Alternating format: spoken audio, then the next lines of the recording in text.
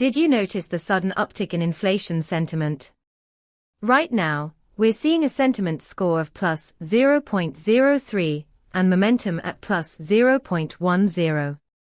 This isn't just noise, it's a noticeable shift compared to the historical baseline. The last time we observed this level of momentum, it was followed by significant price adjustments. With our API, you get real-time insights, returning sentiment scores, momentum data, and even semantic clusters to help you understand the underlying narratives driving inflation sentiment.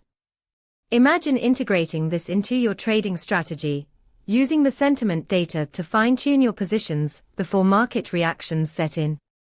Dive deeper into these insights with us at pulsebit.lojenterprise.com/docs.